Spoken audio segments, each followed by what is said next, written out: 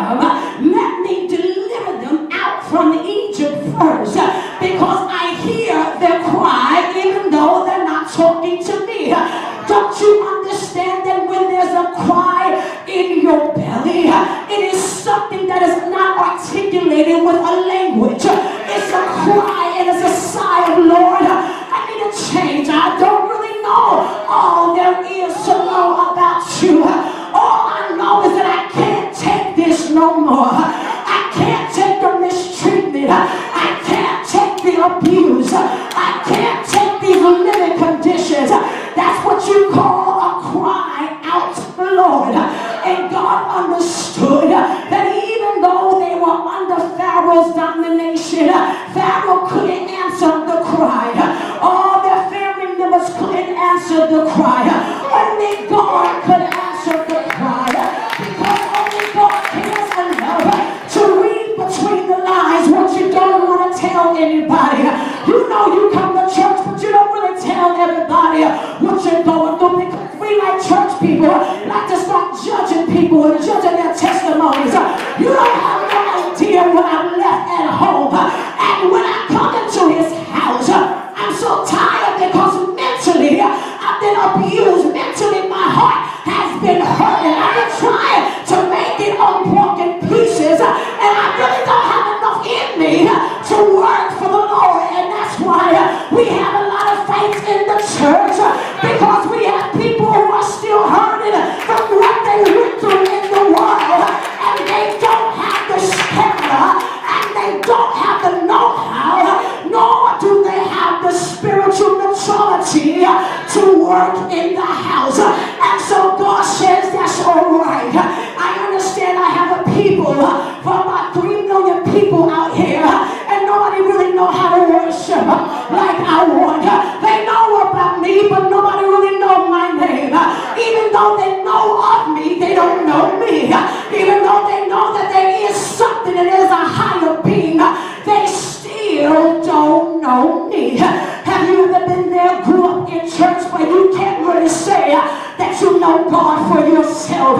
God has not yet proven himself to you as you are waiting for God to prove himself to you. And so now you hear now that the children of Israel are now being introduced to a leader called Moses. And they did not really like Moses because they didn't think that Moses had what it takes to lead them. See, when you're dealing with a hurtful people, they can't see the one that God has chose to deliver the people. They can hear the word of God. They only see the form of authority. And when they see the form of authority, that triggers what they used to go through in their past life. If they don't have authority with the parental authority, if they never understood what authority is, or if they have people that abuse their authority, when they come to God's house and God says, this is your leader, they say, no. We done did that before. We don't need to go back down that way. We don't need nobody telling us what to do. Thank you, Moses, but no thank you. We know 400 years or 80 years ago, rather, that you tried to take up for us, but you still had the clothes of the world on. So you gotta prove to us that you're delivered before we can submit to you. Even though you went aside and you got your processing and you got a prophetic word, we still don't trust you. We still need a little proof. Have you ever went to church and you said, Lord, when I go over here, but I still need proof that preacher is living right. I need proof that preacher got what it takes. Don't act like you never been there before. Even though your pastor's been over you, you question the authority of those that he set over you. You question their motive. You question their word. You said you should have left us alone a long time ago. What we have to understand is this, that even though they were crying out unto God, the Bible said that they never wanted to leave Egypt. Some of you did not want to get saved. Some of you did not want to give God your all, but God moved you anyway. Some of you didn't want to work in God's house, but God gave you an assignment anyway. Some of you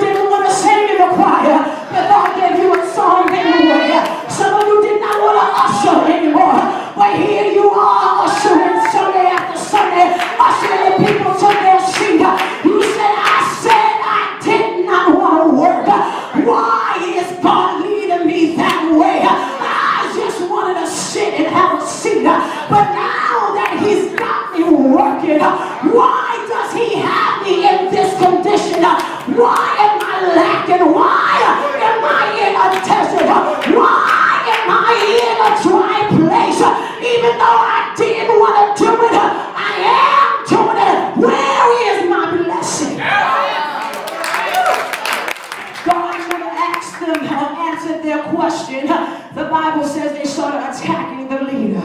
And when you start attacking the leader, you're not attacking the leader as you suppose, but you're attacking the one who set the leader in motion. Because they did not understand why God would choose Moses when they knew that was Pharaoh's cousin. You chose somebody who we know was not living right. You chose somebody that we know the dirt behind them. Why couldn't you choose us? Aaron and Miriam had a problem with the selection. Why did you not choose us? We stayed in the house. Why did you pass over us and give it to Moses when he was hanging out with the ones who are misusing us and mistreating us? Why did you look over us? Did not God tell us that there was a God? Did not we keep the children of Israel encouraged when Moses was not here? Why would you allow him to come back and give us orders? Touch your neighbor and say, it takes a tough skin